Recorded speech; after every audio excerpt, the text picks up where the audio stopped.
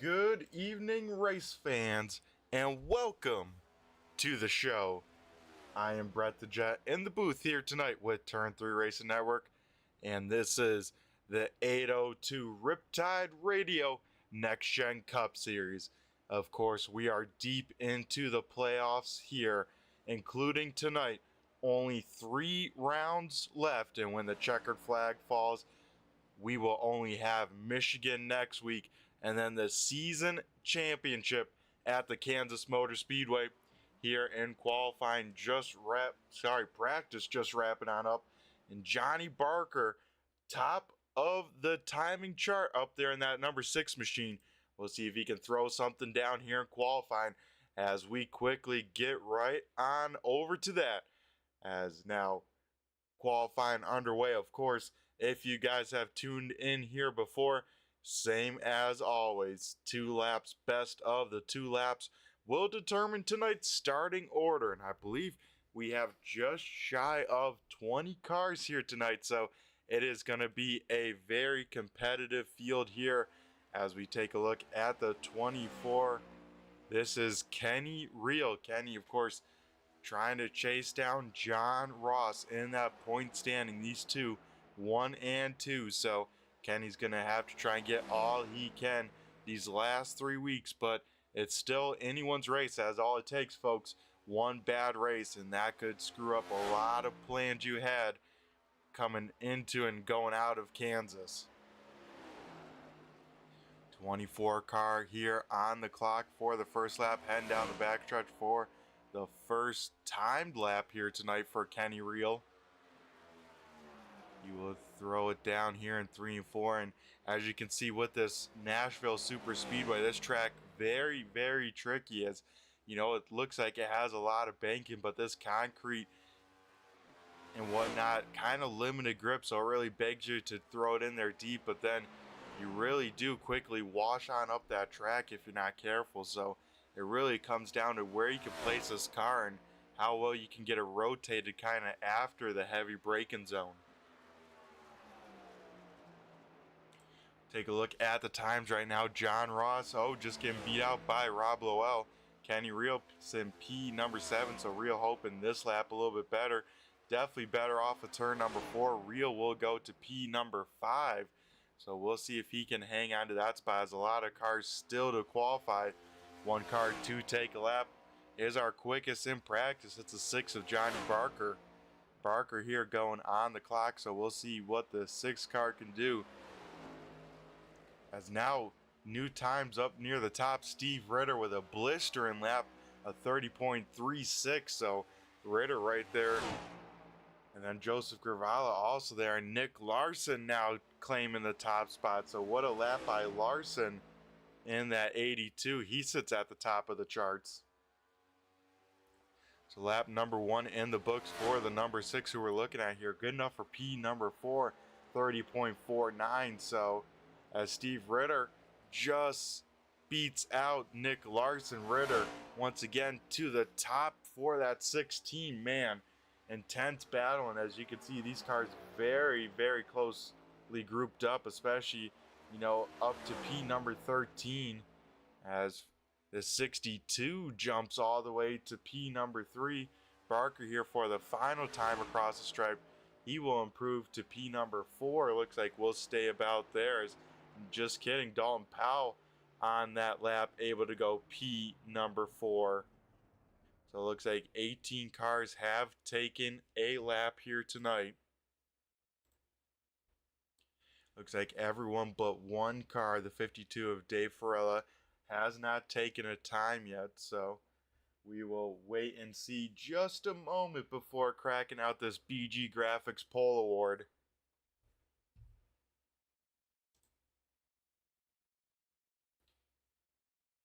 As Steve Ritter, he sits at the top of the scoring charts, but sadly had to miss a couple weeks, so Ritter probably just too far out of the points battle to really give it a fair and square shot, but a great lap here tonight. That 16 Leaf Guard machine going to be leading the field to green. Speaking about it, let's go run on down and give him the hardware he has earned here tonight. That is right, folks. Steve Ritter in this 16 machine, walking away with the BG Graphics Pole Award here from the Nashville Superspeedway. So congrats there to Steve as we now look to wrap up qualifying here tonight.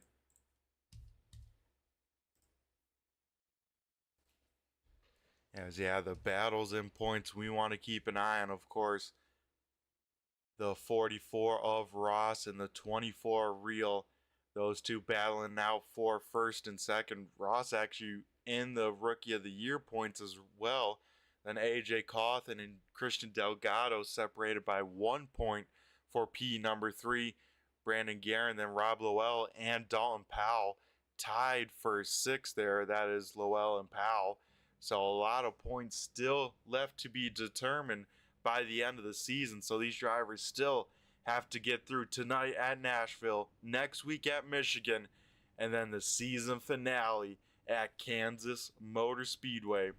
We have cars here on pit road, so let's head on down and walk through tonight's starting order.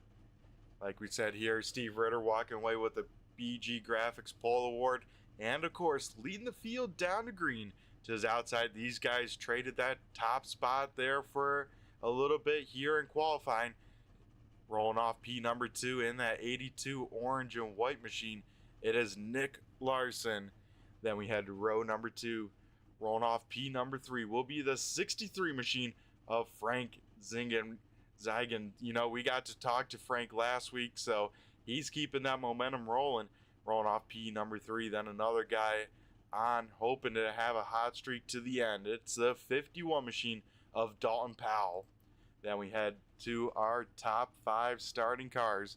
Rolling off in that P number 5 spot will be the 6 of Johnny Barker, and to his outside will be the 47 of Joseph Gravala. Then P number 7 going to the 21, that is Rob Lowell, and to his outside, our points leader, the 44 Skull, that is John Ross. Brandon Guerin in the number 4 will roll off P number 9, and rounding out the top 10 will be the 43 of Leroy Cobbinets. Then head to just outside of the top 10 here, rolling off P number 11 will be the 31 of Christian Delgado. To his outside, the 24 of Kenny Real. 13th will be the 25 machine of AJ Cawthon. 14th is the 13 of Jason Wiley. 15th going to the 5 of Nate Catola. 16th is Eli Raposa in the 46. 17th will be the 9 of Jeff Barefoot. 18th is Ariba Canton in the 30.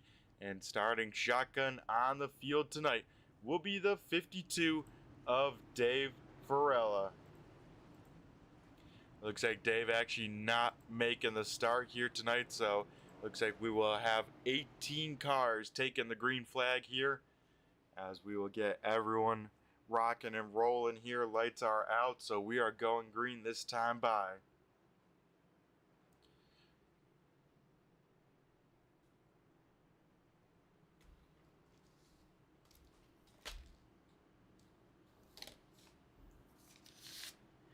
As the field gets their tires where they want it temperature wise, get the belts pulled tight one last time, because we are going to battle here in the Music City. That's right, Nashville, for 140 laps here. Front row, Ritter leading the way, Larson to his outside.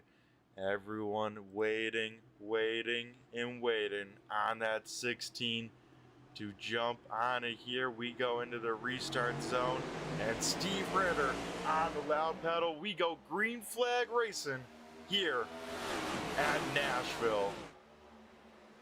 Field will dive down into turn number 1. Ritter will get clear now. The 62 says, gonna leave a door open. I'm gonna try to take advantage of it. Gets a little bit loose, but able to get clear. Here comes Johnny Barker with a great run. Barker will try and get that P number 3 spot away. Larson going to try and hold tough on the high side, but it is very tough to get that kind of big run off these corners on the high side, because the banking, there's not too much more banking the higher you go up the speedway, folks. So even though, you know, you should be able to carry some more speed, it is going to be very hard to do. As one car in the wall back here, that is the 31 of Christian Delgado. So Delgado having to take a little detour into the wall. That's going to be a tough break as we stay green flag racing here. Not sure if he got some help. We're going to try and see maybe what happened, but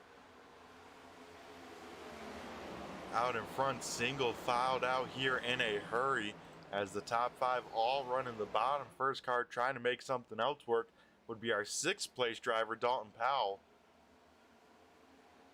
But that second pack there looks like Rob Lowell and Brandon Guerin side by side. This is for P number 7 here. As those guys that started towards the front on the top side losing quite a bit of spots there, so it definitely seems like you don't want to be restarting on the high lane if you can help it. As the 31 machine of Delgado does go one lap down there, had to come down, get some repairs done to that machine to get back out here, so he is going to hope for a yellow here sometime soon, try and fight to get back on the lead lap. Oh, one car a little out of sorts there off the corner. That's 82 of Nick Larson, having the 51 of Dalton Powell right on the back bumper there.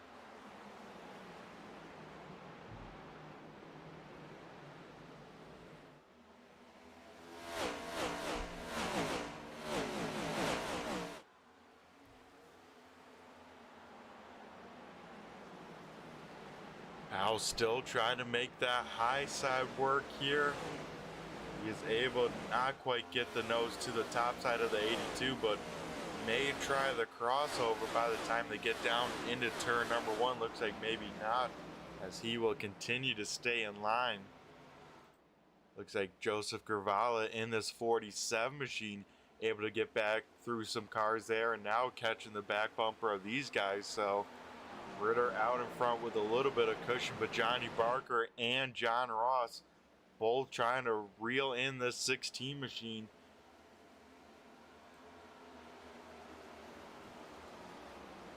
And in 4th is the 62 of Frank Zingen. He is trying to hang on to that spot as here we go. Dalton Powell to the inside of the 82 of Nick Larson. Looks like Joseph Gervala able to sneak on by, as well as Brandon Guerin. Smells blood in the water. He's able to get to the inside. They'll dive it down into turn number 3 side by side. Guerin able to hold that 4 machine down low. Larson trying to make that corner as short as possible, but here comes Kenny Reel. So Larson on the wrong side of the freight train here, losing some more spots here tonight. Larson finally able to find the gap all the way back in P number 9, so he's going to try and hang on to this. You got to wonder, is he really saving these tires, or, you know, did they not hit the mark with the race pace, let's say, for the 82? So top 3 kind of single filed on out. Dalton Powell has closed to the back bumper of the 62 machine, so we'll have a battle for 4th before we know it, as we get one right now here in turns 1 and 2. Powell down low, Zingen up top. Frank having the run. He's able to defend this spot here, at least down the backstretch in that 62 machine.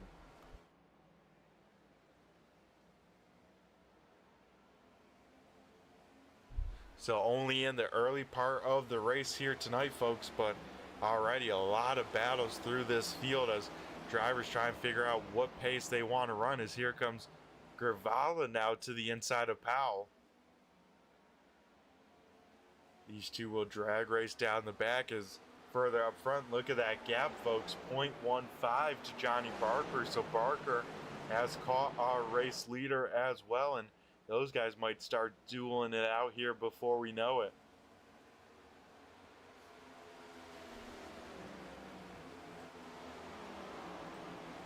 So Powell gets a run there going into turn number 1. He's able to just get clear. Is he able to shut the door? Yes, he is on the 62. So Dalton Powell now leads this train from 4th on back.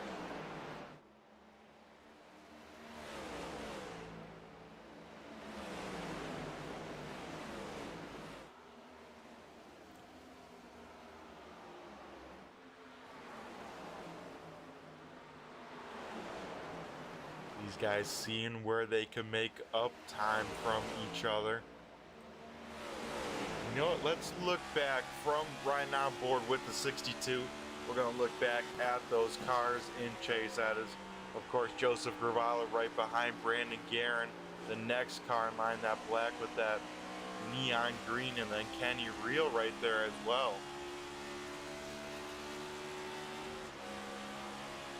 And you can hear there, folks, just shifting right before the corner entry. So I have a feeling it's all about strategy and what kind of runs you can get depending on where you are shifting here tonight. But you can hear him grab fifth gear as Gravala all over the back bumper here of Zingen as he's looking for some opportunity. But the 62 doing a great job at hitting his marks, not making any mistakes. But here comes the 47 to the inside. Gravala will drive it in there deep, wash up to that middle line, able to shut the door. A little bit of a contact as it looks like Frank gonna try and cross him over here, heading into turn number 3. Gravala's gonna try and defend on the top side. Looks like they will come off side by side. A little bit of a wiggle from the 62. As even with that, only losing about a car length at most in distance, as right behind Kenny Reel trying to get around the 4 of Guerin.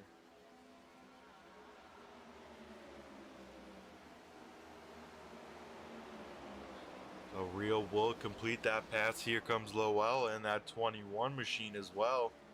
He is trying to battle on back up through the field compared to where he started. As almost gets a piece of the wall there off of turn number 4. That's what these drivers got to start being careful of, because once that right front starts going, you know, you think it doesn't turn in the middle. Well, imagine getting some power under these things and it's trying to drive straight towards that wall. It becomes a handful in a hurry around this Nashville Speedway. Out in front though, Steve Ritter able to hold on to the lead. You know, the 6 and the 44 able to catch him, but then it's a whole different ball game to try and pass as Ritter still out in front over Barker and Ross. Powell trying to get on away, but this 47 sticking right with him. That rounds out the top 5. Here's 6th, 7th, 8th, and 9th here. Those 4 cars is for 10th there. AJ Cawthon will get around the 82, and maybe even Jason Wiley. Yeah, Wiley gets on around. Wiley now up to P number 11.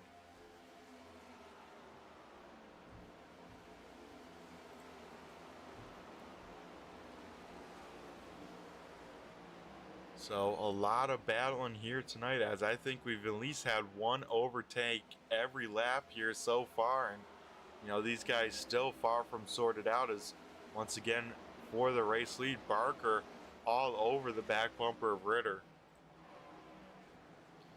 Further on back, we see a battle here. This is for 14th,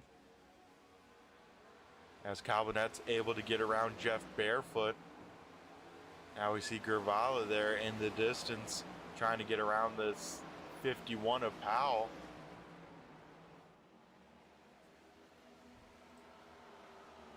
Looks like he will be able to do that off of turn number 4. So Gravala up into P number 4, best he's run yet so far. Here 20 laps in of the 140. Out in front, battle for the race lead. Steve Ritter, Johnny Barker side by side. Ritter down low, Barker up top. Barker just trying to keep a nose to the outside. The 16 cannot do it there off of turn number 4. Ross was hoping he had a bigger run, maybe try and keep the 6 car up to the top side, but Barker will be able to shut the door on Ross. So now Barker has to go again, see what he can do, as looks like Lowell trying to get clear of the 4 of Guerin.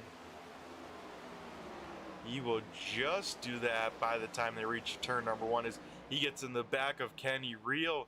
Reel doing an awesome job of keeping that car underneath him, not making any sudden movements, let's say, at the wheel, you know, just kind of driving it out in there. So nice job by both those guys there, as that was definitely accidental contact.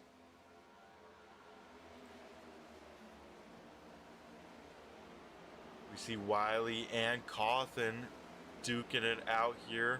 This is for a top 10 here as Cawthon trying to hang on to P number 10 as Jason Wiley trying to take that spot away. Cawthon up top in the 25, kind of old school looking Bud machine. Then of course the 13 of Jason Wiley trying to work on that inside lane here.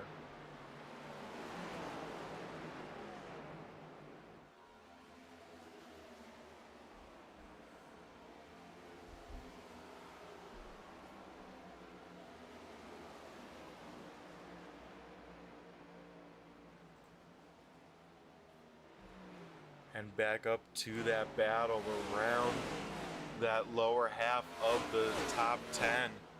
These guys still racing it out. You can see some good long run pace. I think we'll see from the 21, the 24. The question is, do they have enough time? Because, you know, 5 seconds back from the leader, that top 3 especially going to have a lot of fall off for these guys to try and make up some time before this first round of pit stops.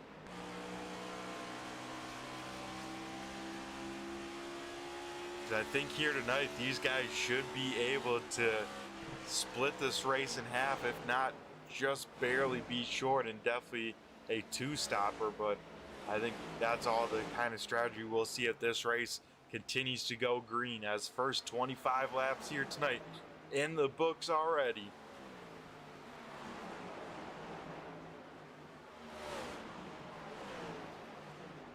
Battle for P number 13 as Calvinet's trying to get around the 5 of Catola. Catola way up in the marbles, but able to keep it off the wall, so Leroy able to go on by. But here, these guys still not done as Wiley tries to get clear of the 25. Just can't quite do it. Off turn number 4, though, finally able to get clear. Here comes Nick Larson to try and get some of those spots he lost earlier in the run. He will go to the inside and clear the 25 here. You can hear Larson there kind of playing with the throttle, trying to make sure that car rotates before jumping on it harder than he needs to.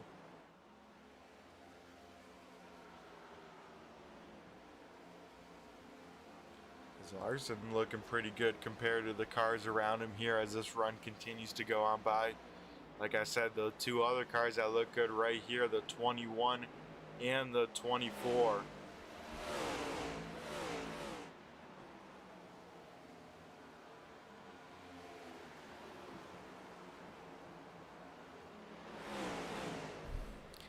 Though while able to get clear right there in one corner, so that shows you kind of how good the car's feeling is. At least it takes about a lap, it seems like, for cars to kind of get clear from each other, but right now not the case, as up in front, battle for P number 2, John Ross to the inside of Johnny Barker. Barker up top in this 6 Wolfpack racing machine.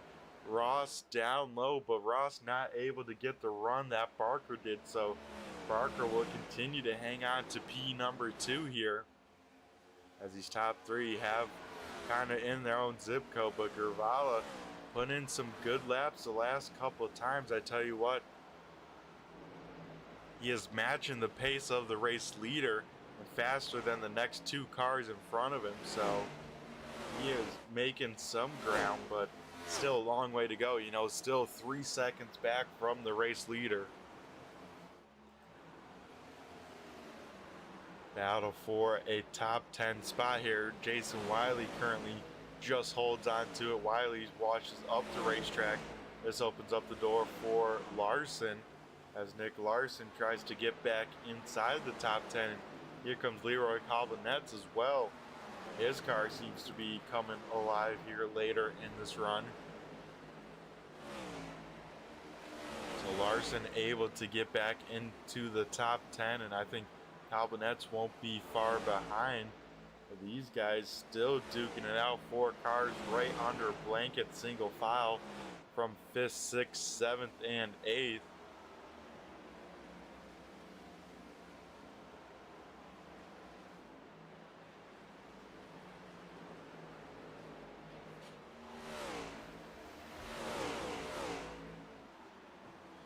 As out in front, Steve Ritter has been able to kind of walk on away. That's because Johnny Barker and John Ross still side by side here as they are dead even across the stripe.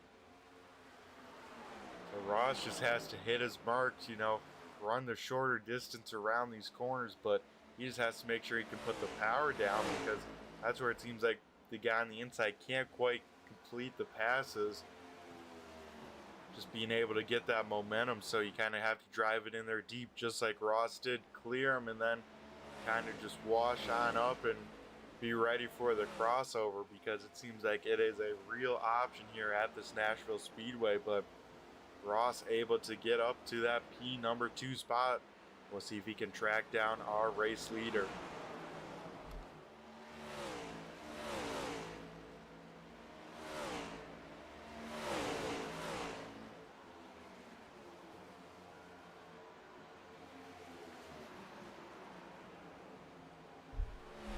Here we see the battle for P5 continuing to shape on up, as now the 62 maybe a little bit faster than the 21.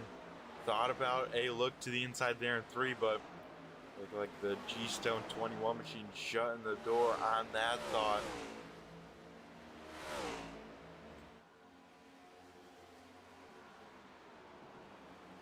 As everyone mostly spread on out for a moment, except for these 4 cars, you know, right on top of each other. As let's ride on board with our second in points driver, of course Kenny Reel, as he looks at these 2 cars in front of him duking it on out. See what it's like for a lap around the Nashville Speedway with some traffic.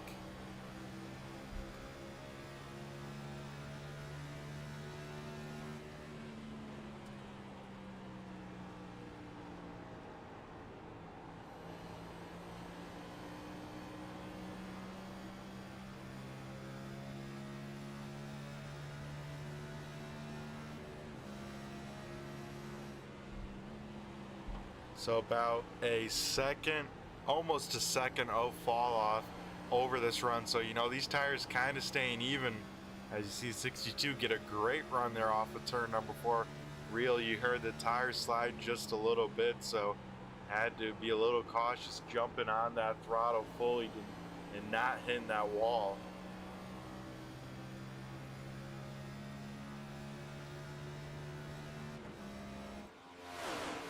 But you hear these drivers only really shifting for turn number 1, you know, carrying a lot more speed into that corner.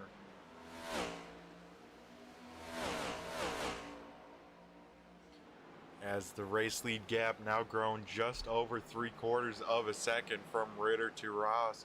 Barker losing a little bit of time now at 1.8 seconds back, and Gravala stayed pretty much even with our race leader in 4th. He's still about 3 seconds back. Then Lowell leading this group of 4 cars here.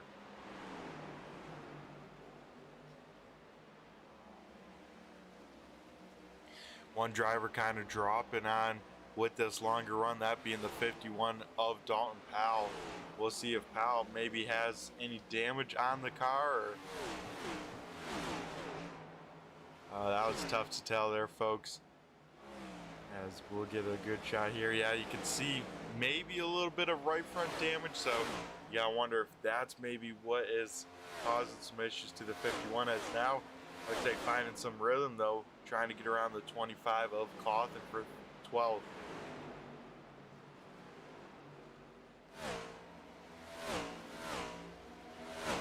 And then these 2 better sort themselves out quick, because here comes the 5 of Nate Catola. Catola finding some pace here compared to the cars around him, so he may be trying to go on a charge here before we have our first round of pit stops.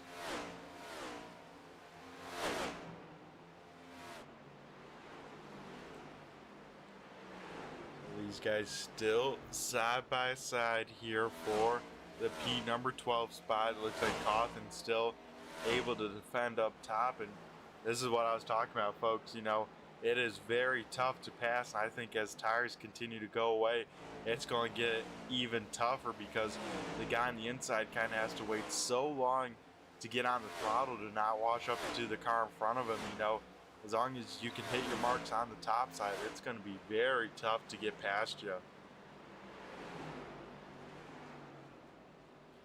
As now here comes the 5 of Katola. He will get around Powell for that 13th spot, so we'll have to check in probably here in a minute, see if Katola can get around the 25 of Cawthon. Here, these 4 cars kind of spread on out in a hurry as you can see the gaps around. I don't know if maybe Guerin got a piece of the wall because him and Real lost quite a bit of time to the cars in front of him. And of course, swap position is now Guerin's back into 7th, Kenny Real into 8th. As we see our first taker down on pit road, so a 2-stopper here tonight for the 24 of Kenny Real. So he'll be the first one on down. Now the question is, when does the rest of the field come on down? Because Real at this point going to be about a second faster, at least a lap with those fresh tires. As out in front leading the way, the 16 Leaf Guard machine of Steve Ritter has led, if not all the laps, definitely most of them of the 44 that have been completed so far here tonight. John Ross has raced his way up to P number 2 after starting back in the P number 8 spot. And then Johnny Barker showing that pace in practice here. Started 5th up to P number 3. Joseph Gravala, another guy that kind of slipped at the start, fell back a couple spots, but now running in the P number 4. And then Rob Lowell continuing to use this long run speed in this 21, trying to catch this 47. As Lowell has been one of the fastest cars out on track, and here we go. We see John Ross gonna try the undercut here tonight. The 44 down on pits for the first time.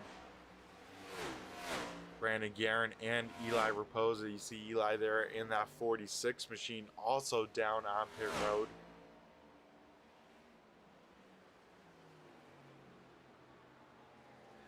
So Ritter knows Ross came on down last time by, he will come on down pit road this time by race leader Steve Ritter down on pit road. Same with Johnny Barker and the 21 of Lowell. So that leaves Joseph Gravala out on track. He will pick up a lap lead here tonight. Looks like now very busy pit road as Colbinetz and Jason Wiley and AJ Cawthon all down on pit road together. So that leaves about 6 cars have not come down pit road yet tonight. That is, of course, the top 6 we see here. As this time we see the 47. No, he missed pit road there, folks. So Gravala gonna have to go down another lap, and hopefully he has enough fuel in the tank. As we see the 62 of Zingen down on pit road. Nick Larson will stay out for another time. Katola down, Powell down as well. So now only 3 cars not coming on down. Last one being the Riptide Radio number 9 machine of Jeff Barefoot. Speaking about Riptide Radio, Riptide Radio, of course, has the sounds of the salt, sand, and sea, broadcaster from Ocean Drive, South Carolina. Free download for the best in Carolina beach and boogie music. That's, of course, the Riptide Radio, and the title sponsor of this series. It looks like Jeff Barefoot and Nick Larson still sticking it out another lap, gonna stretch this field as far as possible. Out in front, a great pit stop from Steve Ritter, able to gain a little bit of time over John Ross for second. Barker will come out third. Lowell in fourth with Kenny Real there. Real with a little bit of a short pit, able to make up some time We got to keep an eye, though, on the 24, see how his tires are by the end of this one, but able to make up a ton of time, like I said, folks. So Nick Larson on down, so that means give a lap lead to the number 9 of Jeff Barefoot. Barefoot, only one hoping for a yellow flag at this point.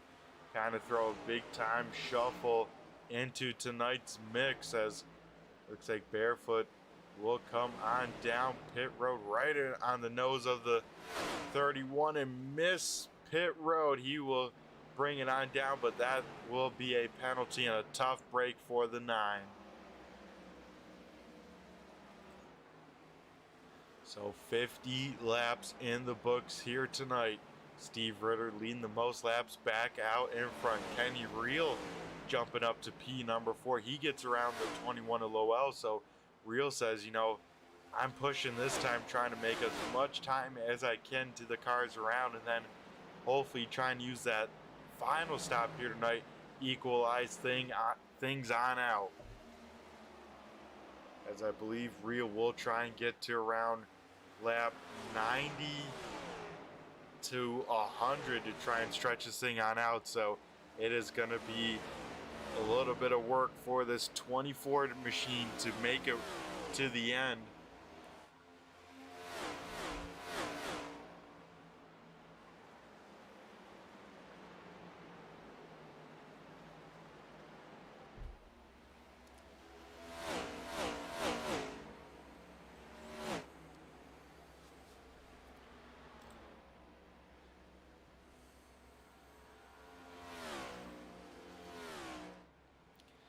Steve Ritter trying to be out on a Sunday cruise.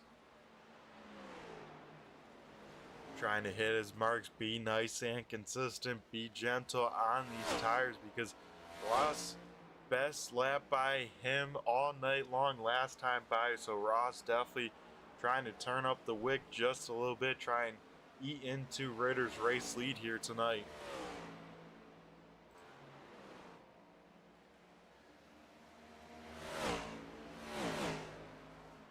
Jason Wiley here going around the 31. Delgado, only car not yet down pit road. We saw him get in that earlier incident. He was able to stretch the fuel a little bit longer, as he will come down for his first scheduled stop of the night in the 31. So it looks like with that, we'll probably have 14 cars on the lead lap with this pit cycle all done and behind us. So first one in the books right now. Kind of not too many big winners or losers on pit road. You know, everyone came out about where they're supposed to be.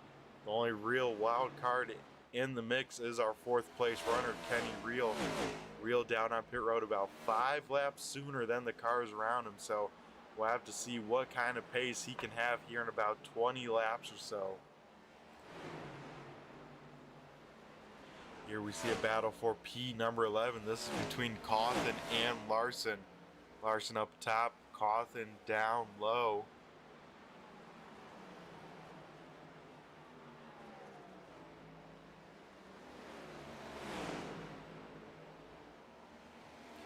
As they will stay side by side to the stripe here.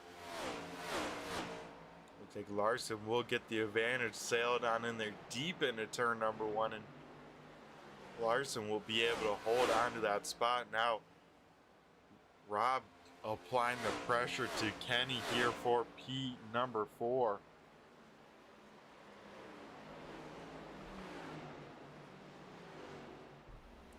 Man, what a power move there by Lowell, able to rip it on the high side, make it stick, and complete that pass pretty easily. I think Reel knows that, you know, his race really isn't racing around the 21 this run. It's about just hitting the best pace he can to set him up, try and set himself up nicely for this final run.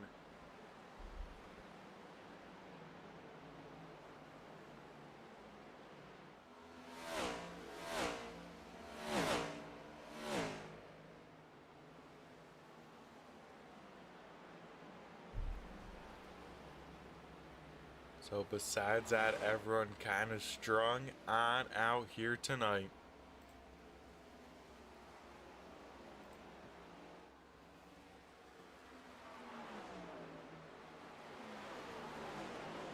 Well, we got everyone. You know, everyone's a little spread on out, but I think we can still do it here with lap 60 coming on up. Let's let the cars do some talking. That's right, folks. Let's do some turn 3, turn it up here tonight at the Nashville Speedway.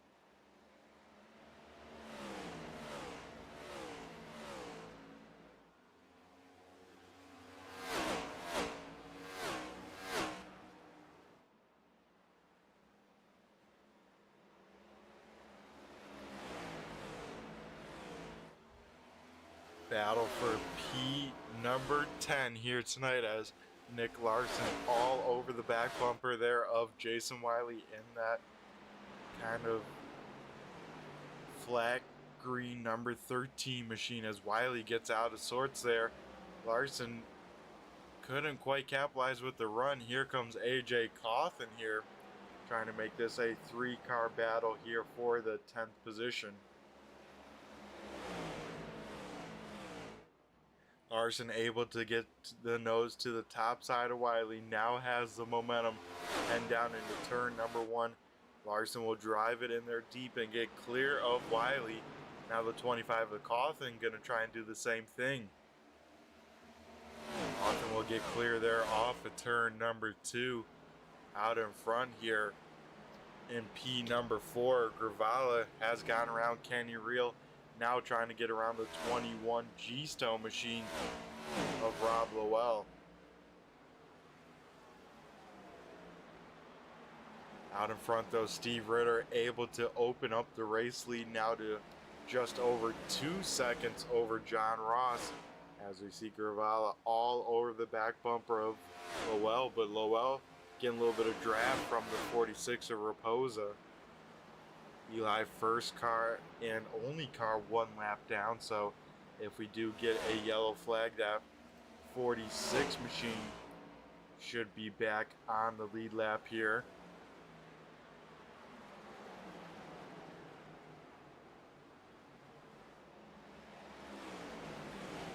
So with that, I kind of broke up these two just a little bit. Now Gravala about 3 car lengths back from Lowell.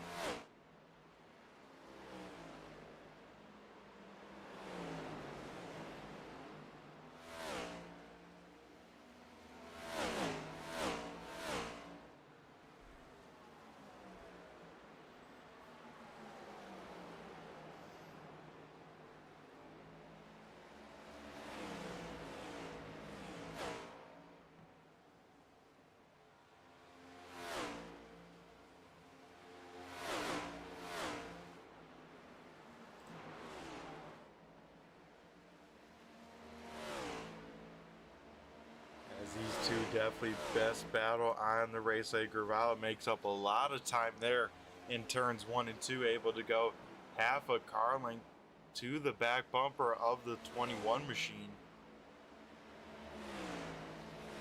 Gravalla, another nice exit. That's able to have him get a nose to that quarter panel.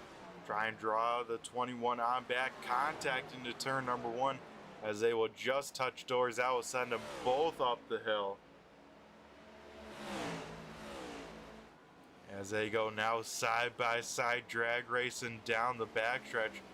Gravalla will try and drive it in there deep. No, he won't, as they will almost touch there again, as Lowell will concede that spot. He will slide back to P number 5, as luckily he doesn't have too much pressure behind with Kenny Reel about matching that pace there. Then Brandon Guerin quite a bit of way back from the cars around him, let's say.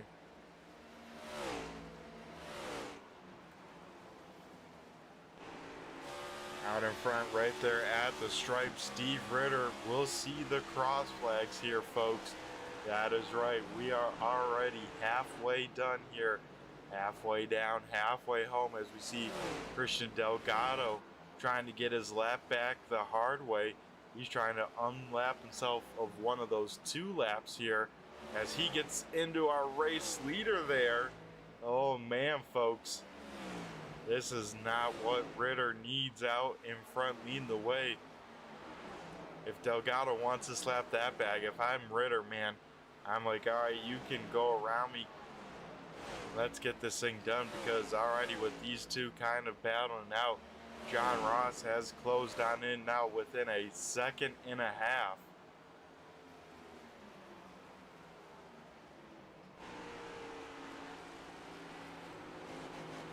As Delgado definitely has better tires than these cars around him, trying to use them on this 31 machine to get one of those lap backs. So if they do get a yellow at some time, you know, can at least get the wave round. Won't be the lucky dog, but use that wave round to get a lap back. As here we go, Delgado able to get a nose to the top side here.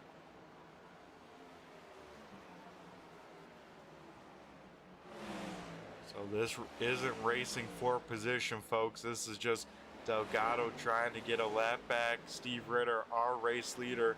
Delgado will get clear, but man, look at this. John Ross closing the gap in a hurry. Now 0.3 of a second back.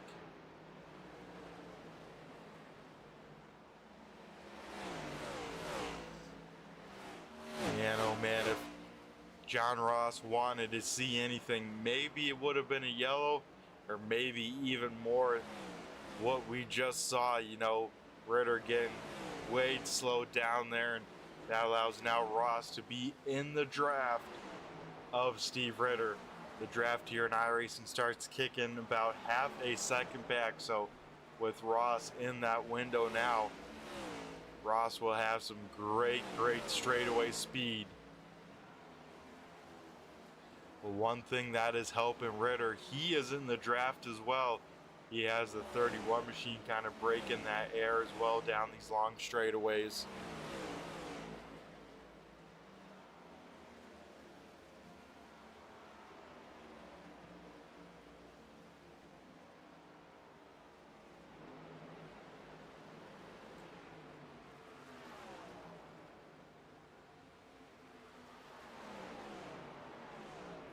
So the last couple times on by, Lowell has been faster than Gravalla, so Rob may have a say in this as this long run looks like, I should say, another long run here for stint number 2. Not only benefits the likes of the 21 and the 24, you know, I at least thought this 24 had some great long run pace, but goes with the undercut strategy for stop number 1, last pitted on 82. Will probably stretch as close as he can to that 90 mark, so he can come out with a little bit more even tires for this final run.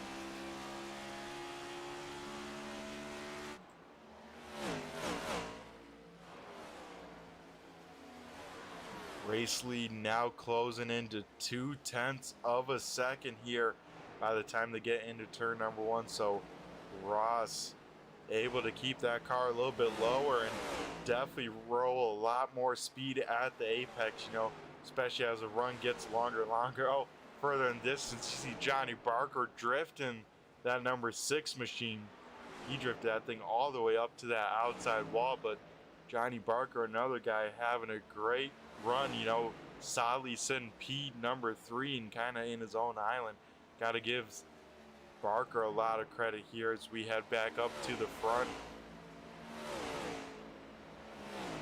Like I said, folks, it just seems Ross has some better corner speed, but Ritter able to get off the corners about even with the 44. So there through 3 and 4, a lot more even as Ross, a little bit of extra tire spin there. You can see what it costs you as a race driver, about a car length and a half.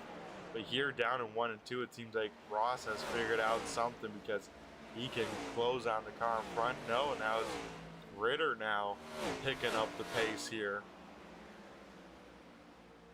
Battle for 7th here as a 62 gets around the 4 machine. So late into this run, these guys still trying to get these positions here before this next round of pit stops. Don Powell, Jason Wiley, another battle for P number 13, but these guys got to sort themselves out because they have the race leaders closing onto their back bumper here before we know it. So it looks like Wiley able to hang on to the spot, but here are those race leaders right behind. And Ritter has a lot of traffic in front of him now with, of course, he had Delgado there for a little bit, but now going to have 2 more cars to try and navigate around.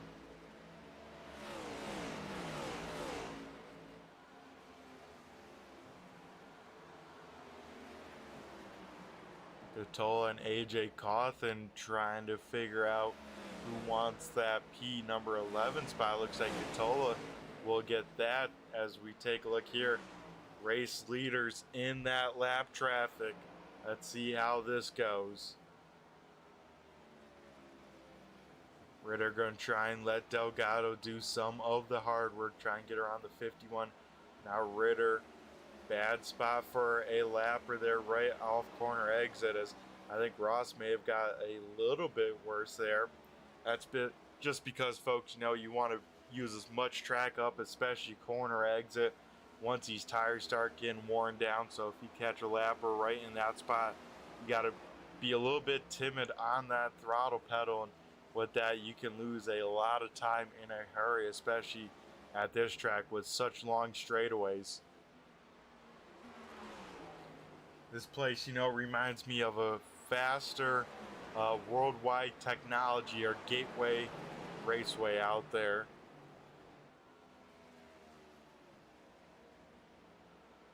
So with 85 laps in the books here, I believe not quite pit window time. I think drivers gonna have to at least get to lap 90 to make it, to even think about making it to the end. If they can pit by lap 95, that is definitely when you want to do is first taker down in pit road. The 46 of Eli Raposa down on pit road.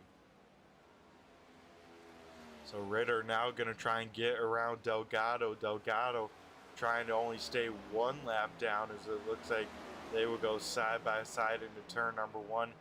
With them staying side by side, Jason Wiley still able to stay on the lead lap here. Right in front of them, we see a battle this for 11th as Catola tries to hang on from AJ Cawthon. These two will go side by side. Race lead still once again single filed out here. Looks like Cawthon will go on through, so Cawthon will take over that P number 11 spot again, as we see Kenny Reel down on pit road here. So 45 laps the marker. Real gonna have to save some fuel if he wants to stretch it to the end, but I think he'll have to top on off by the end of this one. Here we go, folks. Ritter trying to put Delgado 2 laps down with John Ross right there behind.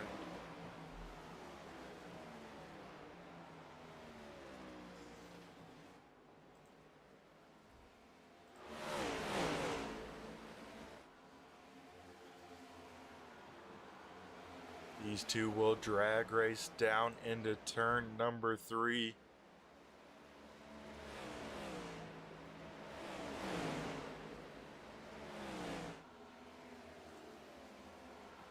And these guys still side by side have not figured out who wants it more, as Ritter will wash up the racetrack just a little bit here.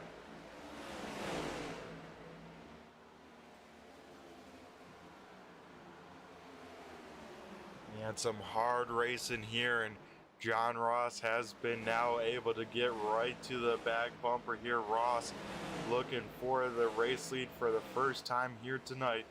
But here on lap 90, Steve Ritter still leading the way. A little bit of contact there heading into turn number 1.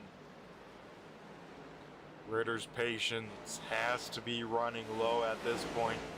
Wants to get around him to get some breathing room to Ross, one for pit stops, and then Ritter also trying to look at the big picture, trying to make sure he can make it to the end of this race on that fuel number, because if someone can stretch it to that 95 mark, they are going to be good to the end.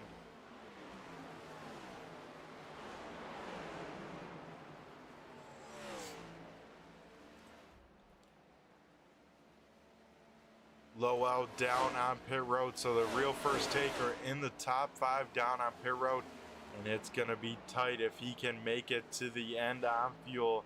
He's gonna have to do some fuel saving for this final stint, as our race leader still in lap traffic. Now Eli Raposa joining on in. He is on fresh tires, so he's gonna try and get one of those laps back down there.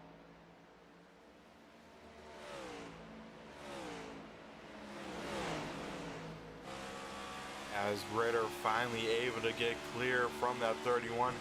Now we'll try and get around the 13 of Jason Wiley. Gonna try and put Wiley a lap down. Looks like we'll do that as Cawthon down on pit road. Same with our second place driver, John Ross. And here comes Johnny Barker down on pit road as well. So those guys will have to save some fuel, stretch it on out, but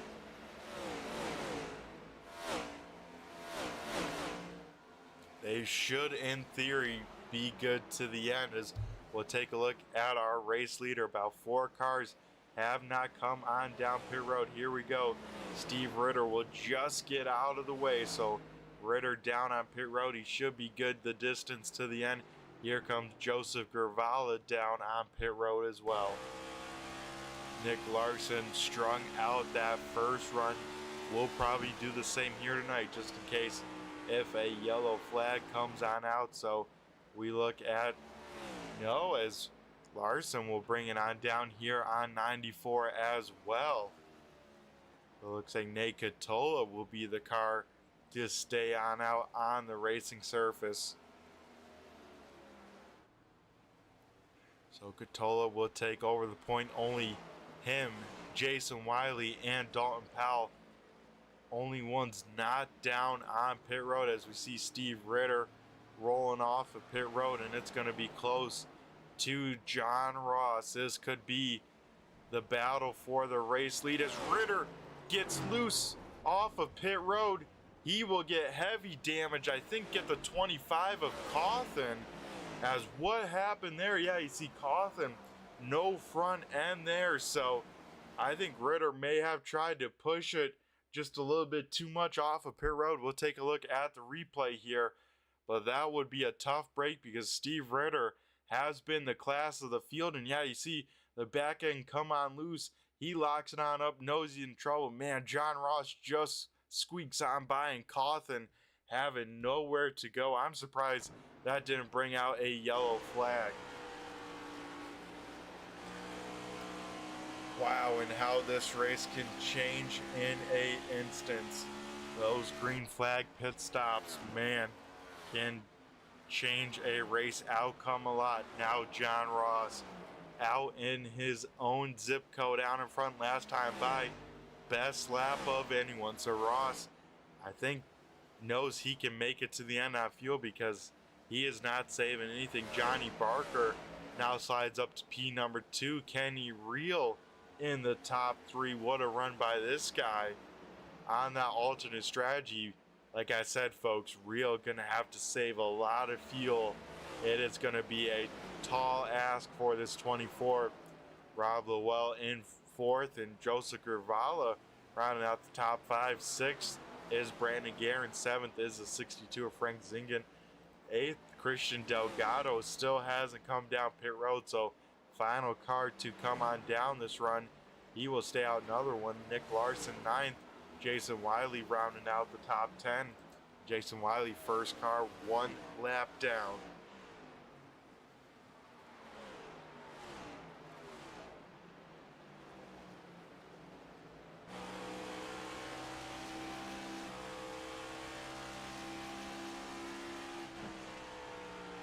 So Delgado last down on 53. I think we would have to see him down. No, not down this time. So Delgado going to try and run it out as long as possible, as we see our race leader John Ross trying to track down this 82, and then that would put P number 9 1 lap down. As we got to keep an eye on this battle for P number 4. We saw some contact the first time with these two. Looks like this time Lowell will jump out of the way, sees Gervala's pace, and says, you can have it. As I like that play, you know, instead of working against each other, work together, try and catch that 24, and maybe that's 6. But now we get into 40 laps left here tonight at the Nashville Superspeedway.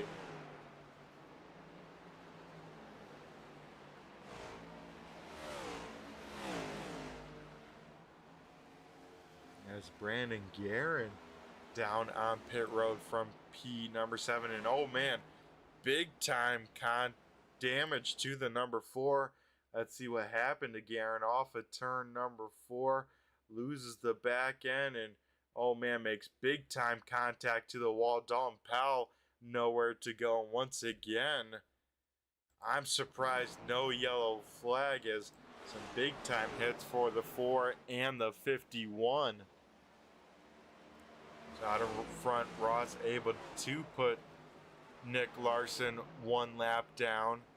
Dalton Powell now down on pit road, get some repairs done, and Christian Delgado down on pit road for his final stop of the night.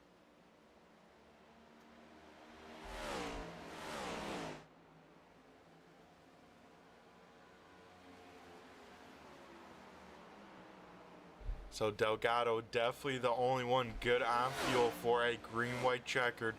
Everyone else going to be very close, as we see Gervala trying to get around Kenny Reel. This is a battle for P number 3.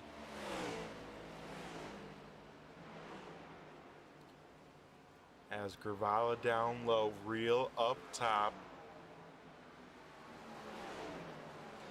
He will get on by Kenny Reel, though. He knows he can't afford too many more lost positions, as the points leader out in front here tonight.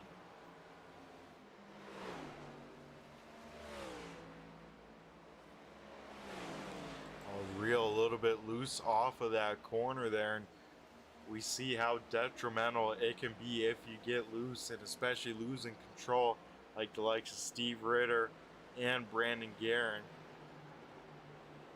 These things, especially these next-gen Cup cars, these things can get away from you in a hurry, and when they do, man, oh man, you gotta be quick on the wheel, or else you are not saving these race cars.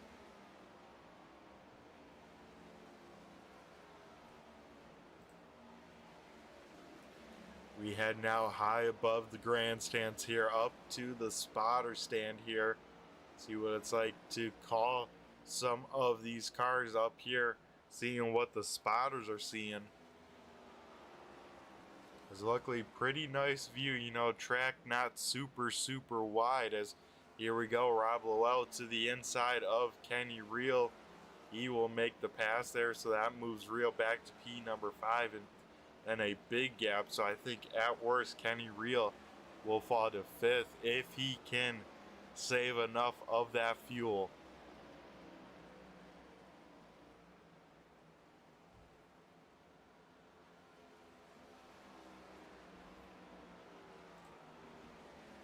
Everyone very spread on out.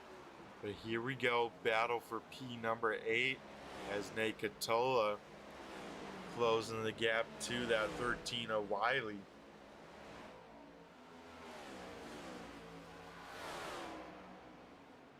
Out in front though, John Ross lapped up to P number 7. I don't think he'll get 6 by the end of this race, but man, that is impressive to see the pace from Ross and kind of Ritter as well, who set the pace in that first half by a wide margin.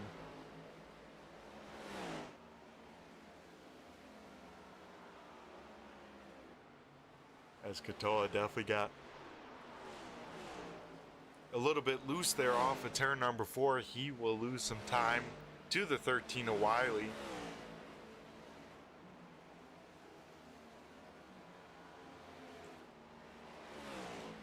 Johnny Barker, we haven't talked too much about him, but that is a good thing tonight as he has put together a quiet but solid run, hanging out in his own little zip code here in P number 2. And I tell you what, you know, had a very up and down season, and I think he would definitely be pumped up with a P number 2 with at the stripe will be 30 laps to go, so just has to hang on to it to the end.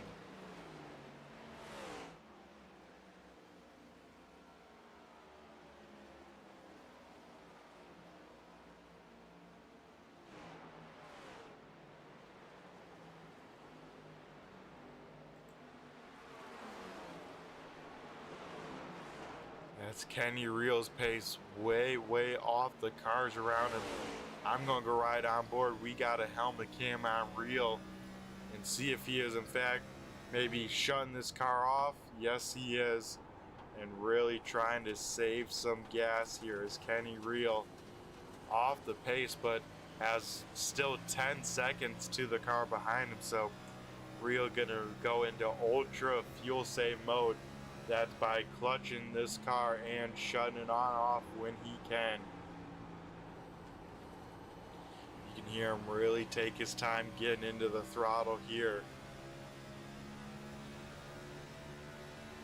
As Reel knows, you know, anytime you come down pit road, you know, you lose about 40 seconds, and that would put him probably all the way back in P number 9. So instead of that, he's gonna toss up that gamble of the 10 seconds back and say, you know what, let's really slow on down this pace and try not to head down pit road by the end of this one.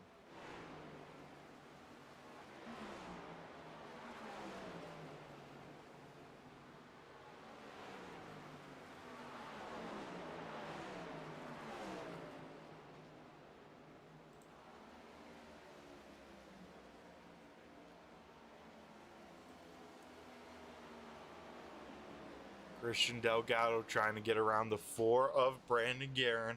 Not a battle for position or anything, just trying to work out the track position based on pace here.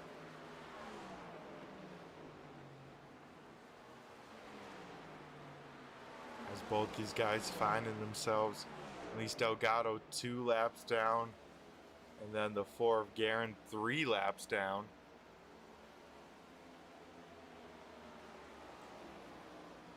Jason Wiley still able to hold off Nate Catola for that 8th position, so Wiley doing everything right in P number 8.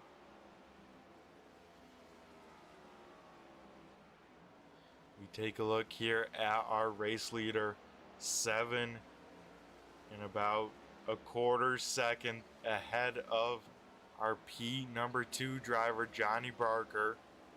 So Ross now, he's the one on a Sunday cruise out here at the Nashville Speedway. Just trying to hit his marks, keep that pace the same, not do anything too crazy, because this time by we head down to the countdown clicker and we go into 25 laps to go here tonight.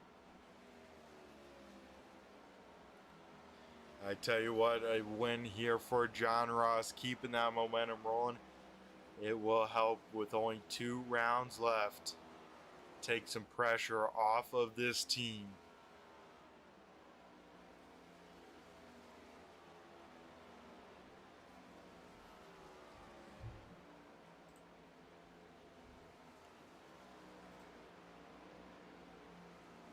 As for the Out of the Woods Crafts Rookie of the Year standings, the top 4, we're looking like John Ross, Steve Ritter, Christian Delgado, and AJ Cawthon. So keep an eye on those guys, as those guys not only going for a championship, but a Rookie of the Year, as we get a yellow flag on the speedway.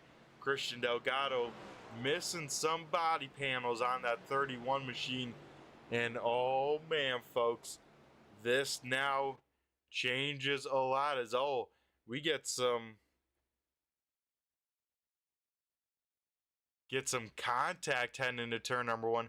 We saw these guys kind of rocking and rolling, those guys battling it out for a little bit, as we'll try and see what happened off of turn number 4 is Brandon Guerin. Christian Delgado maybe trying to go up, didn't realize Guerin was going all the way down to try and side draft Catola, and they just met there right in the tri-oval and sending both cars out of sorts. But here we go, down on pit road. This will make it so everyone's good to the end on fuel. But here could be a very important pit stop, as we see, the top 7 down on pit road. As everyone else will probably try and get a wave round, get a lap back, and hope for maybe another yellow. We'll probably see some guys take some tires to keep pace with these leaders, but oh man, here we go off of pit road. It'll be led, of course, by Ross. Then behind Gravala will be Barker off for P number 2. Lowell in 4th. Then 5th, it looks like Kenny Reel will come out P number 5, Zangen. And that will do it of the cars that did, in fact, pit there.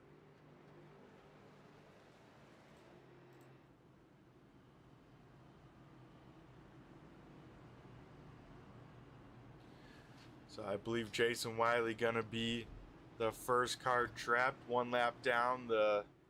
I want to say the 82 of Larson was the lucky dog there. So looks like Wiley will come on down with Catola.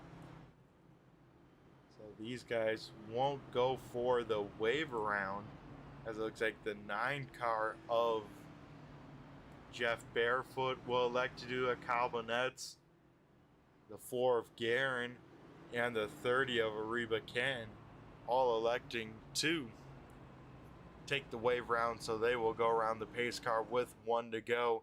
John Ross going to lead us to green with Joseph Gravala starting in P number 2. And folks, clean and green to this point. First caution going to lead us to a sprint to the finish. It's going to be under a 20-lap shootout here at Nashville. It's going to be fun from here, folks. You won't want to miss it.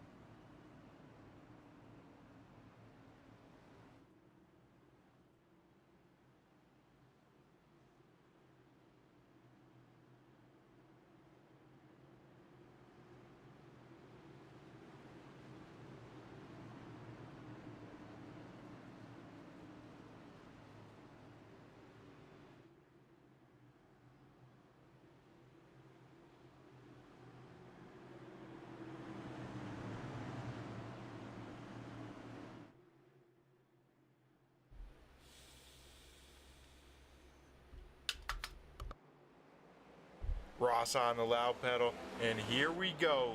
He will get away with a great jump as he will be all by himself. Gravalla will shut the door on Lowell here heading to turn number 1.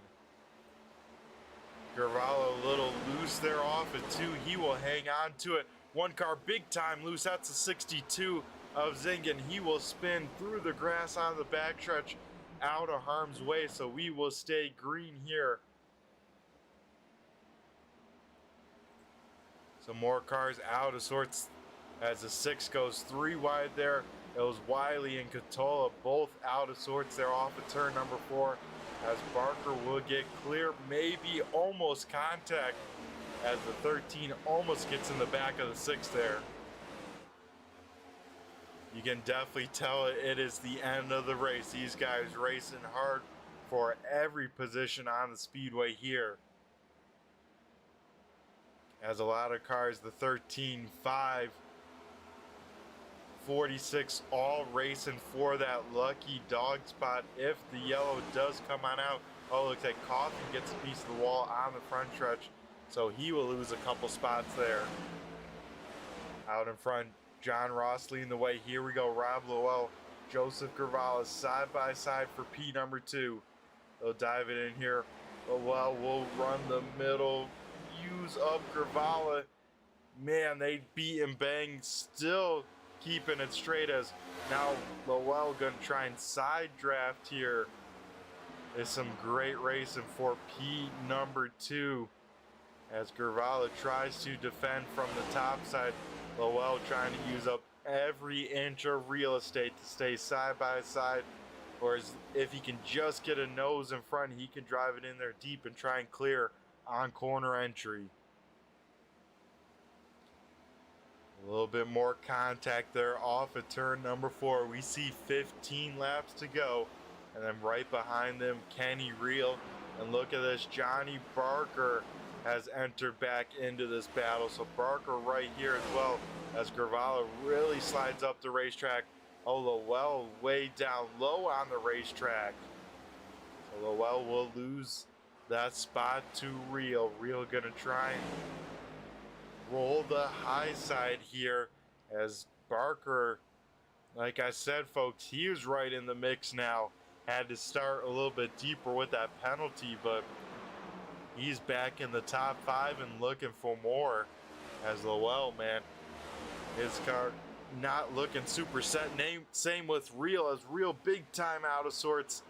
He's lucky he didn't have to do some lawn care there and tear up the grasses. He's able to save that race car, but of course losing those precious spots and points. So Lowell back up into P number 3. Now we got a battle for it with the teammates here in P number 3, as Barker has been a man on a mission since we went back to green flag. He will try and get around his teammate in this 21 machine, but I think Rob won't make it super easy. As they said, if the yellow flag does come out, Jason Wiley would be the lucky dog as Barker enters right on the back bumper of the 21. Here we go, side by side, not quite.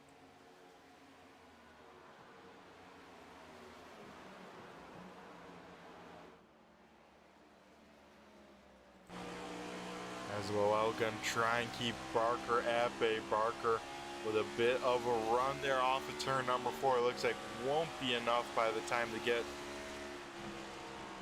into turn number 1, as here we go, Barker will enter high, try and cut on down right to the quarter panel. He gets a wheel to the inside. Side by side, now they go down into turn number 3. As Barker will drive it in there deep and get clear of the 21, not quite, as here comes the 21 with the run on the high side. Now this opens up the door for Kenny Reel to get back one of those positions lost. And he had that big slide out of turn number 2.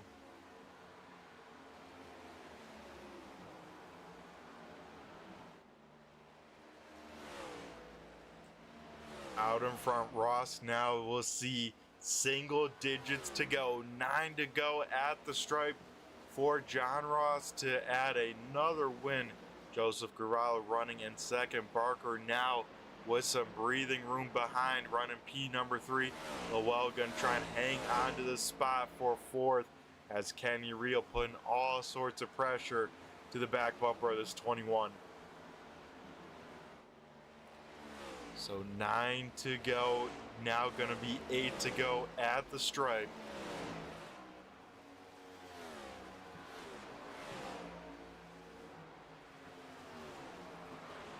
Kenny Reel will look to the inside.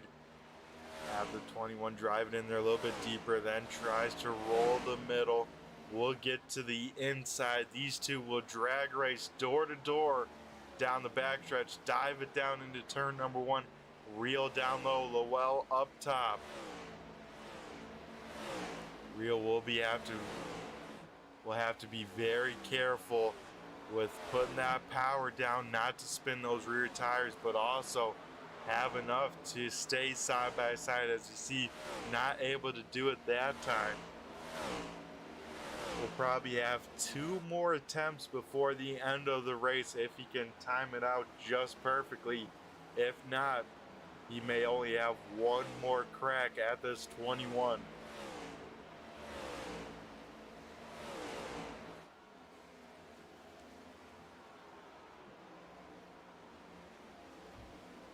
As last time by, of course, with these two running right with each other, same lap times here. As you see the 21 get loose here. This opens up the door for Reel. Reel will have some momentum here. They'll dive it down once again into turn number 3. Almost make contact. As here we go. What kind of run can these guys get off of the corner? They will stay dead even at the stripe.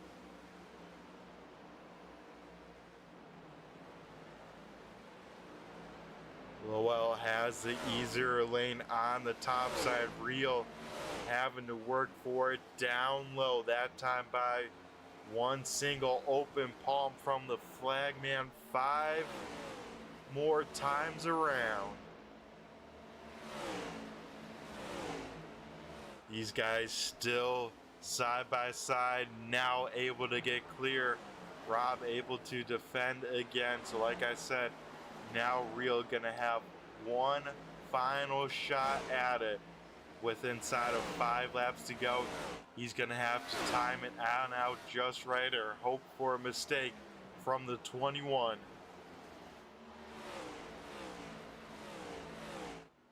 Out in front, John Ross will see 3 laps to go. He has been on a mission since kind of that first round of pit stops. Then with that mistake from Ritter, he is in his own zip code here as Ross looks to add another win, and I believe this would be win number 7 of the season. As this time from the flag stand, we see popsicle sticks up in the air. That's right, folks. 2 laps to go.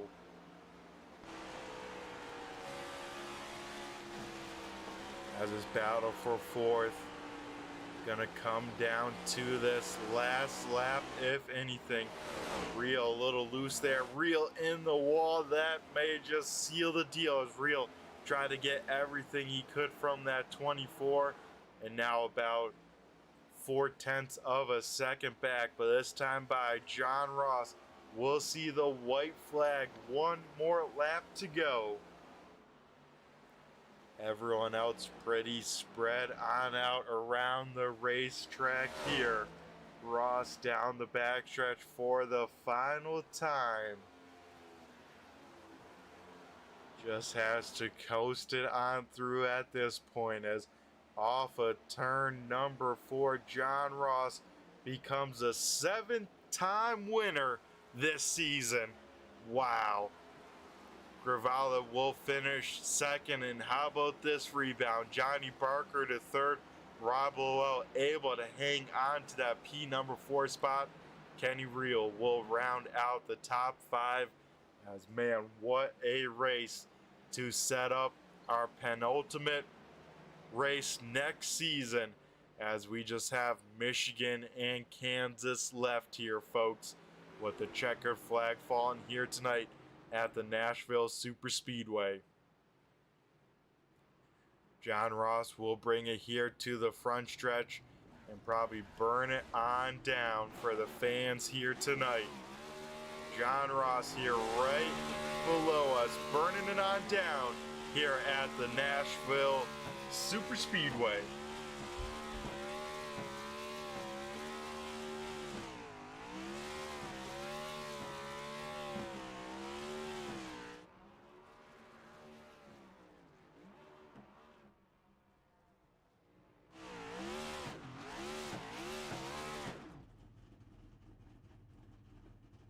How about that for a burnout, folks? Right against the wall, John Ross picking up another one. So we will go to commercial break. After that, don't go anywhere, folks. We will have the top three still to talk to. We will be right back.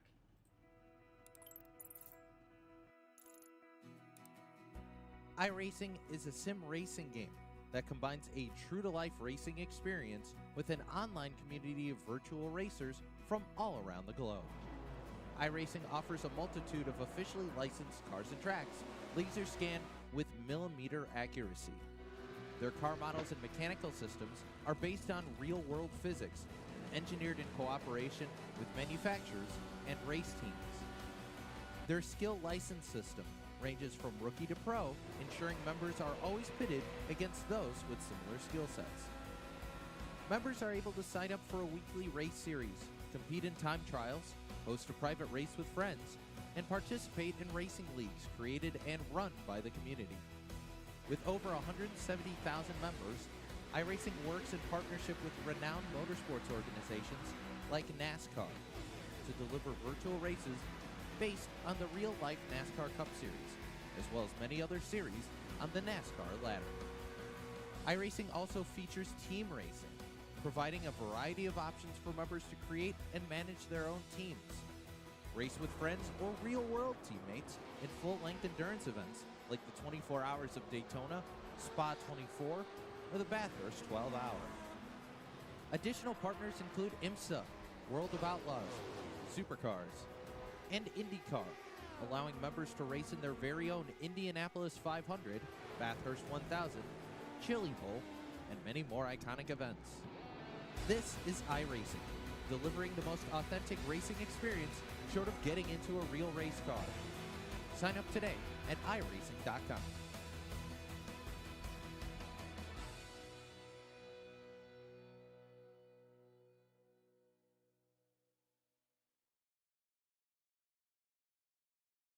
Alrighty, folks, we head back here to the Nashville Superspeedway.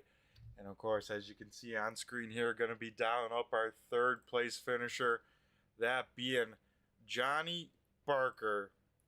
Johnny, do you got a copy? It's Brett Jet in the booth here. I got you. Alrighty, man. How does it feel on a podium? You had a lot of pace here tonight, and it finally pays on off. Yeah, the car was really good tonight. I was just telling them, John, that first run, I was watching him. He was letting it roll through the center a little more than I was, and so I made that correction, and car felt good all night.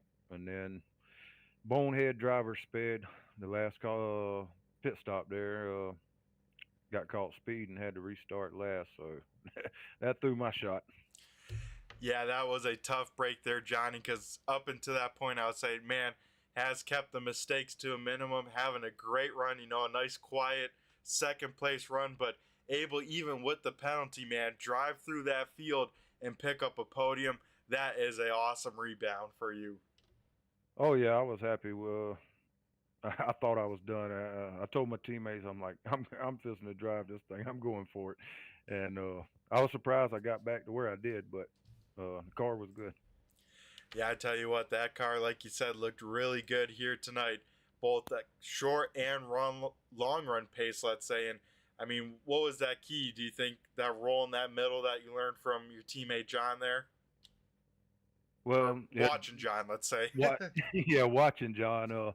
Yeah, 'cause I practiced this week and seemed like if I run hard, I'd burn my tires up. But after, like I said, picking up from John there, I was able to run hard and still save my tires. So yeah, I picked up a lot from watching him.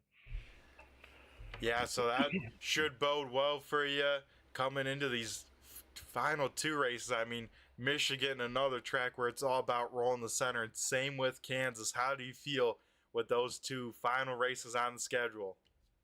Michigan, I feel pretty good. Kansas, I've never really been too good at there, so uh, I'm gonna do some practice for sure. Alrighty, man. Well, awesome stuff. I think coming into tonight, you came around ninth in the standings. I assume you'll make up some good amount of points, be battling right around that top five. I mean, what's the goal for the end of the season now with only two races left?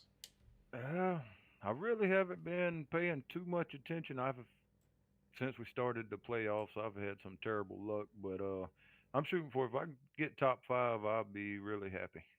Yeah, that would. And like I said, Johnny, I said it before on the broadcast and tonight, it seems like if you don't have any luck, it's bad luck. So to end your season on with some high notes, I think would bode well for you and the team, especially looking to next season.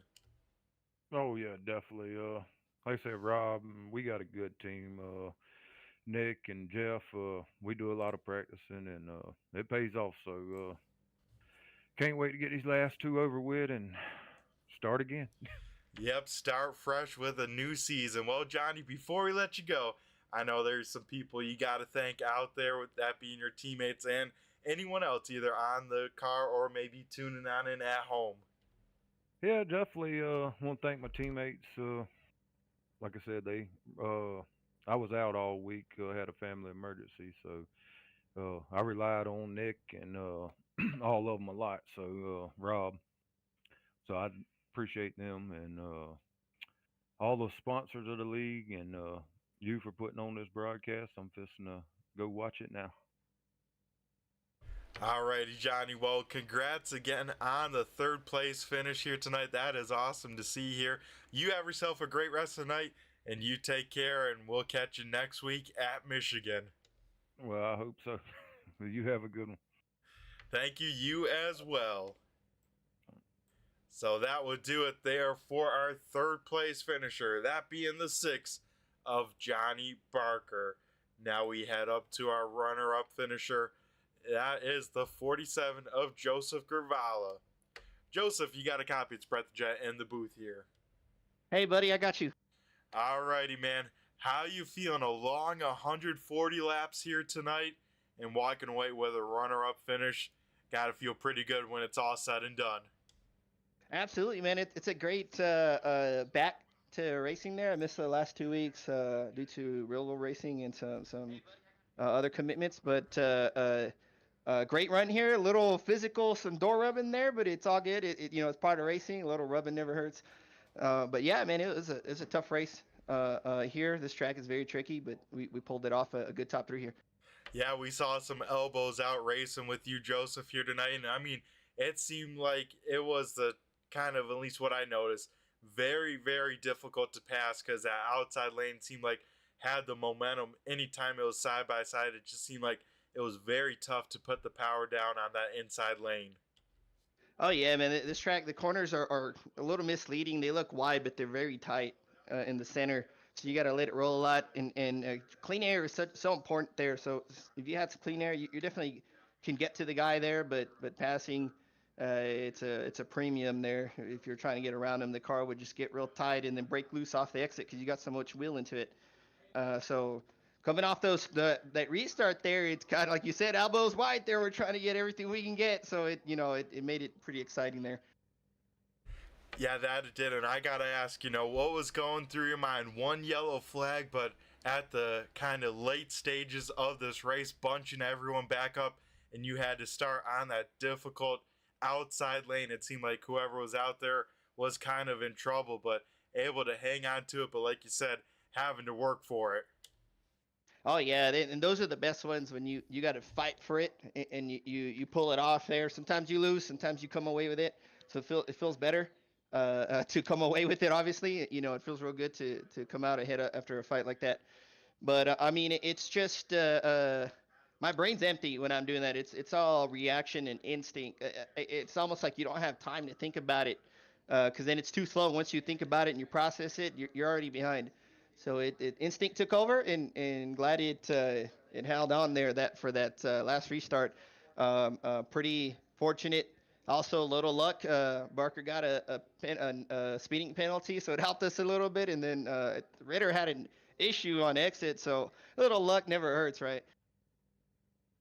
Yeah, it never does. As you know, that's half the battle with racing, being lucky and being in those right spots. And tonight, you were one of those guys able to walk away with a P number 2. That's got to feel good. Now, only 2 races left. Hopefully, you'll be making those, that being Michigan and Kansas. Yeah, I'll be there for those. Yes, sir. Alrighty, that should be a good time. Any track you're favoring of those 2? I'm not too keen on those big drafting tracks, so it might be a little difficult one. It's a little bit of a crutch. I get a little bit in my head when we're all bunched up like that, plate racing and all that. It's a little unsettling there, so we're gonna have to work on it. Yeah, that place gonna have to work with those teammates, I would have to guess. But here, Joseph, before we let you go, celebrate this runner-up finish, I gotta hand over the mic to you and thank who you gotta thank, either on this 47 car or maybe those tuning on the YouTube lands. Absolutely. Hey, thank you first for putting it on and letting everybody watch it. Fans, family members, drivers. I'm gonna go watch it back there. It felt like a good race there, so can't wait to see it. Thanks to Dad as well. He's always supported me in the racing endeavors here, real world or virtual. So a big shout out to Dad. Glad we could pull off the P2. The family, wife, kids there. They keep me motivated and going. And my wife supports also my racing habits, so that's a big one. Big shout out to the teammates. Lots of strategy there. Got pulled off a P1 and 2 for Wildman Racing. So congrats to Ross for the win. And of course, the car sponsor, BKA, El Paso Motorsports Kart Racing Club, is where I started kart racing on a flat surface there. So that's their Facebook page. If you guys can just give them a thumbs up, it doesn't cost anything, but it supports the group. Family-friendly, entry-level racing. It's growing a lot, and I really appreciate it. I'm sure them guys do. If you give them thumbs up and give them some more support there. Alrighty, Joseph. Well, always a pleasure talking to you in these post-race. Another top 3 for you, so look forward to see what you have in these final 2 weeks, Joseph. You have yourself a great rest of the night, and we'll catch you at Michigan next week. We'll see you there. Thank you. Alrighty, folks, that was our runner-up finisher. Then we head down to Victory Lane to a familiar face, that being, of course, the 44 machine of John Ross. John, you got a copy. It's Brett the Jet in the booth here. Brett. Alrighty, John. Well, victory number 7 this season. I mean, how you feeling at Nashville? And man, what a playoffs it's been for you and this team. Yeah, it was a lot of fun, especially on that first run. Everybody was really fast, and Steve was really quick, and Johnny was really fast, and so I made the decision I was just going to kind of hang behind Johnny and see how my tires played out. And I think that was the wrong call because Nashville eats right front so bad, and dirty air was really tough tonight. So it really hurt my stuff on that first run. And I tried to undercut Steve just a little bit, and he knew better because he come right back in that very next lap. And I seen him on that third stint. I seen him lose it on exit, which really sucks for him because he had a really good run. But overall, I was a little nervous on that restart. We had that late caution with about 20 to go, and I just told the team, let's just stand on it, see what we can get here.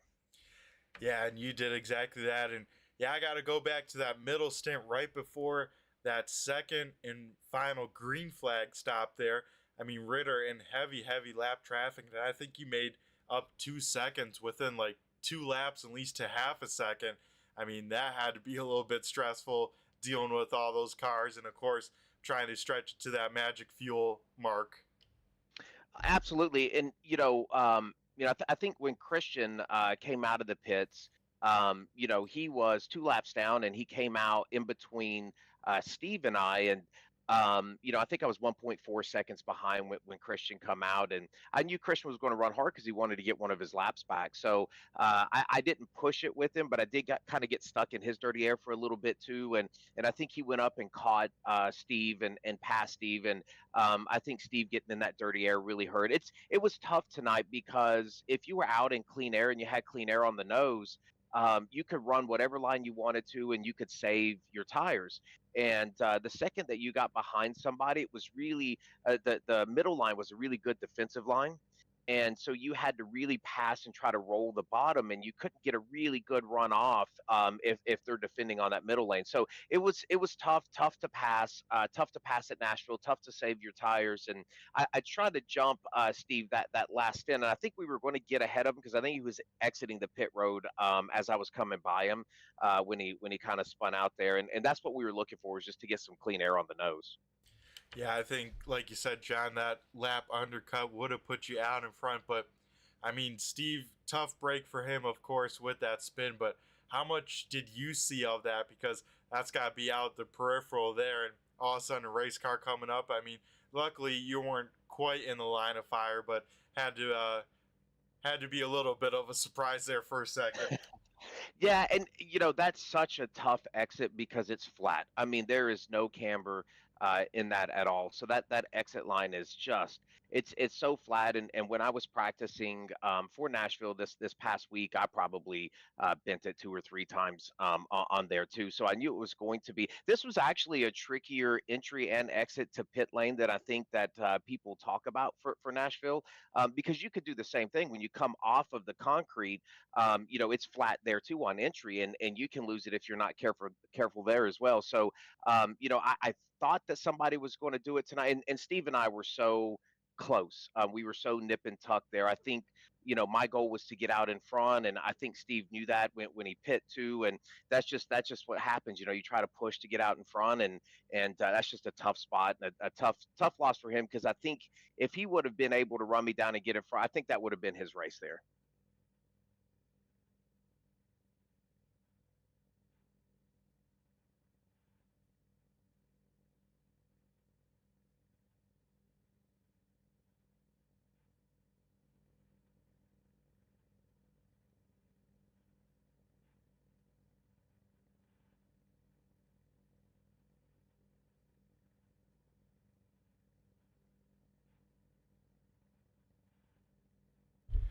Whoops, sorry about that. Yeah, John, great job with you tonight here with what you did. But talking about that restart, 7-second lead gets you raced there, and now you got to re-rack your brain thought process, everyone behind you. But luckily, able to get a good restart there, able to get out in front, keep everyone in the mirror. Yeah, I thought, we all went in to get 4 tires, and I thought maybe somebody would roll the dice and do 2, but we had a good enough lead. I think when we got down pit road, even with 4, I think we would have been able to get out in front of everyone. And so when we were going green, I said, we've got about 20 laps here, and these tires can hold up. They get a little tough toward the end, but they can hold up if you beat on them pretty hard on 20 laps. So I just kind of went for it. I think I ran 5 or 6 laps in the 4s there to try to stay ahead. But luckily, I got a good jump, got into clean air, and I believe Joseph and Rob were in a heck of a battle there. Johnny, I think he sped, so he had to come from the back. So it just worked out for us. Yeah, that it did, and picking up win number 7. Now only 2 races left in the playoffs. That, of course, Michigan and Kansas. Now I forget, John, which one do you have more circled with 2 races left? I think Michigan is it's going to be a packed track. So I really think that we'll just see. That's kind of going to be a roll of the dice. Kansas, I enjoy Kansas. I enjoy all the 1.5-mile tracks and where you have to do a little bit of tire saving, roll the center of the turn. So Michigan is kind of anybody's game. Kenny's going to come out fast. Johnny, Rob, all of those guys. Steve's going to be fast everywhere he goes. Dalton, my teammates. So I think it's going to be just getting together with your team and having a good game plan and going into Michigan. But Kansas, I think, for me, would be the one I have circled. Alrighty, well, we look forward to that season championship at Kansas in 2 weeks. Well, John, always a great time chatting with you here. Getting, of course, a lot of those post-race interviews done. Always a good sign, especially when you go for a championship. So, John, once again, I'm going to go hand over the mic to you and thank who you got to thank, either, of course, on the team, on the car, maybe watching at home. Yeah, Brett. First of all, thank you for what you do, and we certainly appreciate it, and appreciate your professionalism here, and want to thank Rob and all the admins for the 802 League. And Rob and all the admins put in a lot of time, but Rob especially, they've got a point fund for these playoff races, and for winning polls and things like that, so they really do it right. I want to thank those guys. The sponsors for that league: Riptide Radio, DTL Customs, BG Graphics, and Leaf Guard. Thanks to all those guys as well. And finally, just my Wildman crew, and I thank them every week because they push me. They push me to come out here and race. I really enjoy being in the chat with them and strategizing with them. And Christian, Joseph, and Leroy, thanks guys, man. I appreciate everything. All right, John. Well, like I said, always a great time chatting with these post-race, getting your strategy and what you did each and every race. So you have yourself another great week here, and we will catch you next week at Michigan. John, have yourself a great rest of the night, and I'm sure we'll be talking to you again here shortly. Thanks, Brett. Appreciate it. Alrighty, folks. That was John Ross down once again in victory lane. So let's get on with the post-race results, and let's get on out of here at a decent time with the 802 iRacing Riptide Radio Next Gen Cup Series race done at Nashville. Here are the results. John Ross picking up win number 7 of the season. Joseph Carvalho will finish second in the 47, and Johnny Barker able to rebound in the 6 all the way back up to P number 3. Rob Lowell in the 21 will finish 4th, and rounding out the top 5, finishing in P number 5, will be Kenny Reel in the 24. Then the 82 of Nick Larson will finish 6th, 7th going to Frank Zingen in the 62. Then it's the 13 of Jason Wiley finishing 8th, 9th going to Eli Raposa in the 46. Rounding out the top 10 going to Nate Catola in that 5 machine. 11th going to Leroy Cobbinetts in the 43. 12th is Christian Delgado in the 31. 13th is AJ Cawthon in the 25. 14th is Brandon Guerin in the 4. Rounding out the 15th will be Ariba Kane in the number 30. 16th will be Jeff Barefoot in the 9. 17th, Dalton Powell. Steve Ritter will finish 18th, and then 19th, and did not start, was the 52 of Dave Farella. So that will do it here tonight. Got to thank all the sponsors here with this series that makes this happen. Of course, that's BG Graphics, Out of the Woods Crafts, Riptide Radio. Riptide Radio has the sounds of the salt, sand, and sea, broadcasting from Ocean Drive, South Carolina. Free download for all the best in Carolina beach and boogie music. Then, of course, DTL Customs, and we can't, of course, forget Leaf Guard. If you want to find out more information or stay up to date, check out 802 iRacing on Facebook. So got to give a huge shout out all the live viewers here tuning on in here tonight. Thanks again for spending your Sunday night with me and these drivers. Speaking about these drivers, we got to thank them for putting on a show for all of us to enjoy. Got to, of course, thank Turn 3 and their partnership, of course, with the logo at the bottom right of your screen. That's Premier Setups. Be sure to click the link in the description. That'll take you on over. That will at least show, what kind of work we're doing, working with them or whatnot. It would support us. And even if you don't want to buy anything, just go check it out, see what they have to offer. Of course, with Turn 3, be sure to check out throughout the week, as we have a lot of great racing, a lot of great broadcasters, and bringing you some of the best sim racing action. I've been Brett the Jet in the booth here tonight, and everyone take care, stay safe, and we will catch you next week for the penultimate race at Michigan. I've been Brett the Jet, and I just flew by you. Have a good one.